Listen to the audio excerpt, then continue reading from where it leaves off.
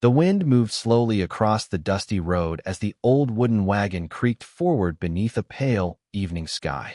Inside the wagon sat a man who had once known happiness, but now carried only silence. His name was Daniel Harper, a widower who had spent the last 2 years wandering from town to town with little more than his horse, his wagon, and the memories of a life that had vanished too quickly. Once he had owned a small farm and laughed often with his wife, Clara, but after sickness took her away, the world seemed hollow. Daniel no longer stayed anywhere long enough to grow roots. The road had become his only companion. That evening, as the sun dipped low and painted the sky in orange and purple, Daniel heard something strange. At first he thought it was the wind rustling through the tall grass beside the trail, but then the sound came again, a faint cry. He slowed the horse and listened carefully. The cry was weak, almost desperate. Daniel climbed down from the wagon and followed the sound toward a cluster of trees a short distance away. Behind one of the trees, curled in the grass and breathing heavily, was a young woman in a torn white wedding dress. Her veil was tangled in the branches above her, and her shoes were gone. Her eyes were wide with fear, and when she saw Daniel approaching, she tried to stand but stumbled. Daniel raised his hands gently to show he meant no harm. "Easy," he said softly. "You're safe." The woman hesitated before speaking. Her voice trembled. "Please, don't send me back." Daniel frowned slightly. "Back where?" "My fiancé, he's looking for me." Daniel studied her face. There was real terror there, the kind that could not be faked. Without asking more questions, he offered his hand and helped her walk toward the wagon. She climbed inside slowly, exhausted. "My name is Emily," she whispered after a moment. Daniel nodded. "Daniel." For a while, neither of them spoke. The wagon rolled forward, the wheels crunching softly over the dirt road. Finally, Emily began to explain. Her fiancé, Victor Langford, was a wealthy man from the nearby town. To everyone else, he appeared charming and generous, but behind closed doors he was controlling, cruel, and possessive. Emily had been promised to him by her struggling family, and once the engagement was announced, Victor made it clear she belonged to him. He said marriage would make things easier, Emily said quietly, staring at her shaking hands. But every day he became more frightening. Daniel listened silently. "Today was the wedding," she continued. "When I looked at him standing at the altar, I realized I couldn't do it. I ran."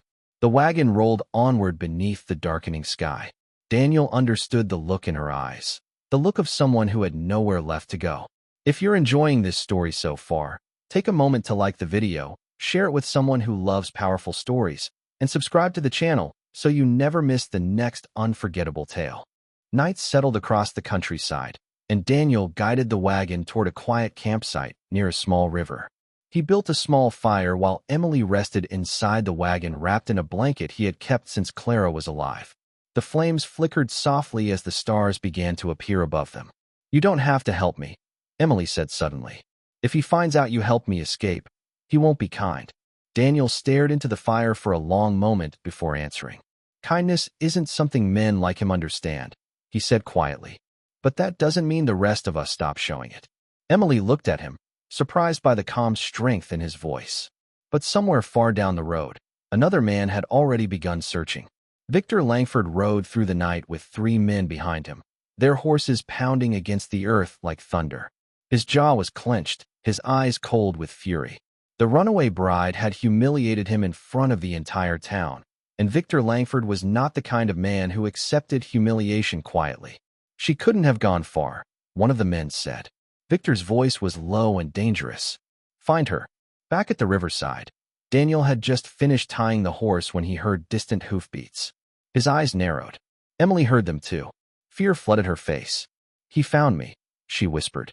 Daniel stepped toward the wagon, his posture suddenly steady and protective. For the first time in 2 years, the quiet widower who had drifted through life felt something awaken inside him. Purpose. The riders appeared at the edge of the clearing, their silhouettes dark against the moonlight. Victor Langford dismounted slowly, his polished boots crunching against the gravel as he approached the wagon. "Well," Victor said with a thin smile. "There you are." Emily stepped halfway out of the wagon, trembling. Victor's eyes moved to Daniel. "You must be the fool who thought helping her run was a good idea." Daniel stood calmly between Victor and the wagon. "She's not going anywhere with you," he said. Victor laughed softly, but there was no humor in it. You clearly don't know who I am. Daniel's expression didn't change. And you clearly don't know when to walk away. Victor's men stepped forward, cracking their knuckles and grinning. The night air grew tense. Emily gripped the edge of the wagon, terrified that Daniel might get hurt because of her. But something about the widower's calm presence made her believe, even if only for a moment, that maybe this time someone would stand up to Victor. Victor's smile disappeared. Move, he ordered. Daniel didn't. The silence that followed seemed to stretch forever. Then Victor lunged forward. But Daniel was faster than he looked. Years of working hard land had made him stronger than most people realized. He blocked Victor's swing and shoved him backward.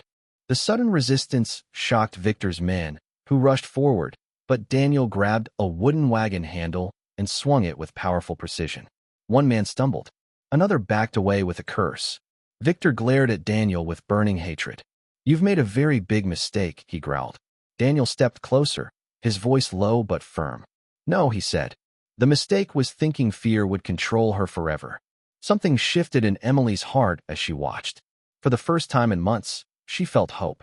Victor realized the situation was turning against him. The road was empty, the night deep, and the fight no longer in his favor.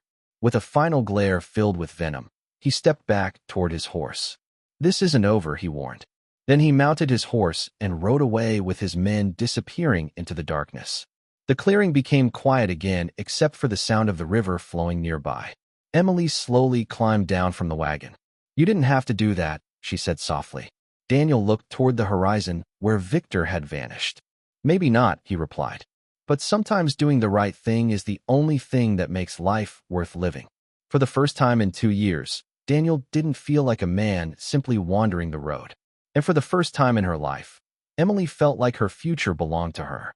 If this story touched your heart, make sure you like the video, share it with your friends, and subscribe to the channel for more powerful stories that remind us courage and kindness still exist in this world. And tell us in the comments, what would you have done if you were in Daniel's place?